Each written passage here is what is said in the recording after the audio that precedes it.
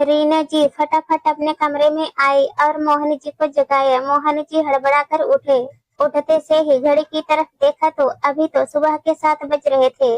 जैसे तैसे अपनी आंखों को मलते हुए मोहन जी रीना जी से बोले, अरे आज तुमको क्या हो गया है? तुमसे कहकर सोया था ना कि मुझे जल्दी मत उठाना, रात को जरूरी काम कर रहा था, फिर भी तुमने मुझे जल्दी उठा दिया। तुम्हें पता है ना, जब मेरी नींद पूरी नहीं होती है तो दिन भर मैं परेशान होता हूँ। अब पूरे दिन मुझे परेशान होना पड़ेगा। उनकी बात सुनकर रीना जी घबराती हुई बोली, अरे आपको आपकी नींद की पड़ी है, जल्दी उठो, आरुषि के ससुराल से फोन आया है। आरुषि का नाम सुनते ही मोहन जी की आंखों से जैसे नींद एकदम से ही भागी हो। क्यों, क्या हो गया? इतनी सुबह सुबह फोन कैसे आया? सब कुछ ठीक तो है ना? अजी कुछ भी ठीक नहीं है, दामाद जी ने हमें वहाँ बुलाया है। पता नहीं क्या बात हो गई, पूछा भी लेकिन कोई जवाब ही नहीं दिया।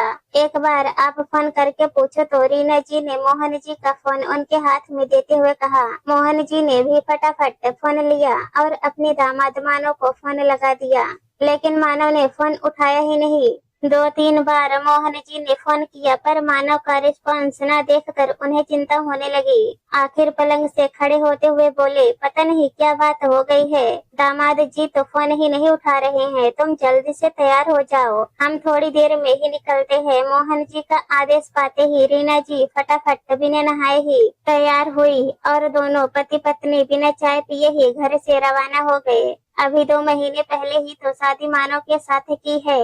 अपनी तरफ से सब कुछ देखभाल कर ही ये रिश्ता किया था। मानव आज के जमाने का पढ़ा लिखा समझदार लड़का है, वहीं आरोसी भी पढ़ी लिखी संस्कारी लड़की है। परिवार के साथ मिलजुल कर रहने पर विश्वास करती है।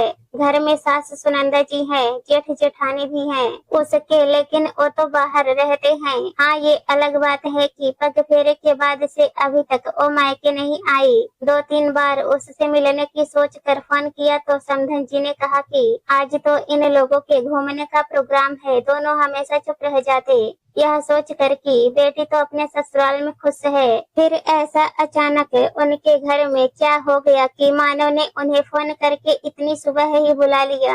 दोनों पति पत्नी रास्ते भर कयास लगाते हुए आरुषि के ससुराल पहुँचे, जो कि आधे घंटे की दूरी पर ही था। वहां पहुंचकर देखा तो दरवाजा खुला हुआ था, पर ऐसे कैसे अंदर जा सकते थे, इसलिए डोर बेल बजाई। तभी अंदर से वंदना जी की आवाज आई, अंदर आ जाइए आप लोग, हम आप ही का इंतजार कर रहे हैं। आवाज सुनकर मोहन जी ने रीना जी की तरफ देखा और फिर दोनों अंदर चले आए। देखा तो सुनंदा जी और मानव सोफे पर बैठे हुए थे, वहीं आरोसी नजर नहीं आ रही थी। उन्होंने इधर उधर देखा तो सुनंदा जी बोली, उसे बुला रहे हैं अभी, पहले आप बैठिए, हमें आपसे जरूरी बात करनी है। मोहन जी और रीना जी आकर सोफे पर बैठ गए। मोहन जी ने मानव की तरफ देखा तो वो शायद गुस्से में था, ना कोई पैर छूना ना ही कोई प्रणाम। उन्हें बड़ी हैरानी हुई, मन ही मन उधेड़-बुन चल रही थी कि आखिर हुआ क्या है। यही स्थिति रीना जी की भी थी। आखिर मोहन जी ने बोलना शुरू किया, क्या बात है समधन जी, आपने इतनी सुबह सुबह क्यों बुलाया, क्या बात हो गई? उनकी बात सुनकर सुनंदा जी मुंह बिगड़ाते हुए बोली, ये तो आप अपनी बेटी से पूछिए, उसे अपने ससुराल में रहना है या नहीं। उनकी बात सुनकर रीना जी घबरा गई और अपने सीने पर हाथ रखते हुए बोली, ऐसा क्या हो गया समधन जी, आरुषि ने कुछ कह दिया क्या? अगर कोई गलती हो गई हो तो अपनी ही बेटी समझकर माफ कर दीजिए। माफ करना समधन जी, अगर मेरी बेटी ऐसी गलती करे ना तो मैं उसकी टांगे तोड़ दूं। ये तो आपने अपनी बेटी को सिर पर चढ़ा रखा है। अपनी गलती मानने की जगह उसने आपको फोन लगा दिया। सुनंदा जी कुछ सुनने को तैयार ही नहीं हुई, बिना पूरी बात बताए ही बस अपने मन की भड़ास निकाले जा रही थी। वहीं मोहन जी और रीना जी सोच रहे थे कि आखिर आरुषि ने उन्हें फोन कब किया। रीना जी ने मानव की तरफ देखा, लेकिन वो तो अभी भी कुछ नहीं बोल रहा था। इतने में मोहन जी सुनंदा जी से बोले, पर समधन जी आप बताएंगे भी कि हुआ क्या है, आखिर आरुषि ने ऐसा क्या कर दिया? और आप आरुषि को बुलाइए, उसके सामने ही तो बात होगी। क्या सिखाया है आपने उसे? बस मेरे पल्ले बांध दिया उसको, मेरी पूरी जिंदगी बर्बाद कर दी। ऐसी औरत जिसे अपने पति की भावनाओं का कोई ख्याल ही नहीं है। अब तो मानो बीच में ही बोल पड़ा। उसे यूं चिल्लाते देखकर मोहन जी भी खड़े हो गए। इतने में आरुषि भी कमरे में से निकल कर बाहर आ गई। आरुषि को देखते ही रीना जी की चीख निकल गई। उसके चेहरे पर चोट के निशान थे। साफ पता चल रहा था कि उसे मारा गया है। आरुषि, क्या हुआ तुझे? ये चोट के निशान कैसे? क्या किया है तेरे साथ इन लोगों ने? रीना जी लगभग रोती हुई आरुषि की तरफ दौड़ी और उसे अपनी बाहों में भरकर बोली। आरुषि को इस तरह देखकर एक बार तो मोहन जी का कलेजा भी मुंह को आ गया, पर फिर हिम्मत करते हुए ओ मानव से बोले, क्या किया आप लोगों ने मेरी बेटी के साथ? अरे पति के होते गैर मर्दों से बात करेगी तो ऐसा ही होगा। ऐसी औरतों को इसी तरह कंट्रोल में किया जाता है। मानव के जवाब देने से पहले सुनंदा जी बीच में बोल पड़ी। उनकी बात सुनते ही मोहन जी और रीना जी सकेत में आ गए। उन्होंने आरुषि की तरफ देखा तो आरुषि ने रोते हुए बताया, पापा आपका ये दामाद पागल है। देखिए किस तरह से मारा है मुझे। मैं किसी से, चाहे वो औरत हो या मर्द हो, थोड़ा सा भी हंस बोल क्या लूं, मुझे मारने के लिए तैयार हो जाता है। घर की छत या बालकनी में भी अकेली खड़ी हो गई तो 10 बातें सुनाता है। सबके सामने ही थप्पड़ तक लगा देता है। पग फेरे की रस्म के बाद जब भैया वापस शहर जा रहे थे तो मुझसे मिलने आए थे, तब भी इन्होंने मुझे थप्पड़ मारा था।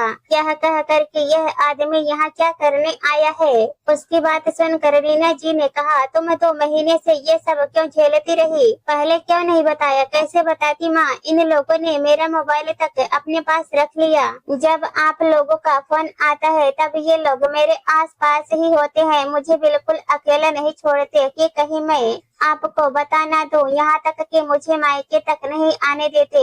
और मम्मी जी इसमें भी अपने बेटे का ही साथ देती हैं। आज सुबह मैं इनके लिए चाय बनाकर कमरे में लाई थी, तब मेरा फोन ड्रेसिंग पर ही रखा दिखा। शायद उन्होंने उठने के बाद निकाल कर रखा था। मैंने अपना फोन हाथ में लिया ही था कि ये बाथरूम में से निकल कर आ गए और मुझ पर इल्जाम लगाने लगे कि मैं उनके पीठ पीछे किसी से बात कर रही हूँ। जब मैंने मना किया तो मुझे मारने लगे और मेरा फोन छीन कर जमीन पर फेंक कर तोड़ दिया। तब मैंने कहा कि मैंने मम्मी पापा को फोन कर दिया है। जब इन लोगों को लगा कि मैंने सचमुच आप लोगों को फोन कर दिया है, तब जाकर इन्होंने आपको फोन करके बुलाया। इनकी ऐसी आदतों के कारण बड़े भैया भाभी भी यहाँ नहीं रहते। मुझे ले चलिए यहाँ से, मैं यहाँ नहीं रहूंगी। आरुषि ने रोते रोते सब कुछ बता दिया। अरे वाह, ऐसे कैसे चली जाएगी? अब तुम इस घर की बहू हो, हमारी मर्जी के बिना बाहर कदम भी नहीं रखेगी। सुनंदा जी बीच में ही बोली, बस कीजिए समधन जी, बहुत बोल लिया आपने। जब आप हमारे सामने ही इतना कुछ बोल रहे हैं तो पीठ पीछे तो पता नहीं क्या क्या करते होंगे। और अब क्या इजाजत लेना बाकी रह गया? रीना जी बोली, अगर इसने घर के बाहर कदम रखा तो इसके लिए इस घर के दरवाजे हमेशा हमेशा के लिए बंद हो जाएंगे। फिर अपने घर में बिठाए रखना अपनी बेटी को।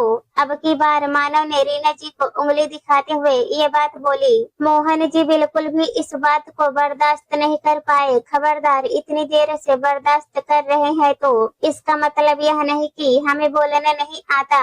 अपनी इस उंगली को अपनी मुट्ठी में ही समेट लो। जब तुम अपनी सास से इस तरह से बात कर रहे हो तो तुम किस काबिल होगे? सब पता चल रहा है। तुम्हारी हिम्मत कैसे हुई मेरी बेटी पर हाथ उठाने की? मोहन जी ने कहा तो मानव गुस्से से उनकी तरफ देखकर बोला, ये मेरी पत्नी है, मेरी शादी हुई है इसके साथ और आपने खुद कन्यादान किया था। अब मैं उसके साथ कुछ भी करूं, आप होते कौन हो बोलने वाले? जैसे एक फ्लैट की रजिस्ट्री हो जाने पर उसका मालिकाना हक बदल जाता है, वैसे ही एक लड़की की शादी होते ही उसके हकदार बदल जाते हैं। अब आपकी बेटी पर सिर्फ मेरा अधिकार है। आपका काम शादी से पहले तक था। अब आपको हमारे बीच बोलने की कोई जरूरत नहीं है। मानव ने बड़ी बेशर्मी के साथ कहा। सुनकर मोहन जी को भी गुस्सा आ गया और वो चिल्लाते हुए बोले, शादी की है हमने, हमारी बेटी की बेची नहीं है। शादी के बाद भी वो बेटी है मेरी, कोई फ्लॉट नहीं है जिससे शादी करते ही तुम्हें मालिकाना हक मिल गया। एक औरत में और एक फ्लॉट में फर्क होता है। कितनी गंदी सोच है तुम्हारी। अफसोस होता है मुझे कि मैंने तुम्हें अपनी बेटी के लायक समझा, पर मैं यह भूल गया था कि 2-3 मुलाकात में अंदर की गंदगी नहीं दिखती, सिर्फ वही दिखता है जो सामने पेश किया जाता है। और तुमसे अपनी बेटी की शादी करवा दी। अब मेरी बेटी इस घर में एक पल नहीं रहेगी। मोहन जी भी लगभग चिल्लाते हुए बोले। गुस्से में ही वो अपनी बेटी को लेकर वहाँ से रवाना हो गए। सबसे पहले वो आरुषि को लेकर पुलिस स्टेशन पहुँचे। मानव और सुनंदा जी के खिलाफ FIR करवाई। आरुषि की स्थिति देखकर पुलिस भी तुरंत एक्शन में आई। मानव और सुनंदा जी को गिरफ्तार कर ले गए। कुछ दिनों के बाद तलाक के लिए अर्जी दे दी गई, जिससे जल्द ही आरुषि को तलाक भी मिल गया।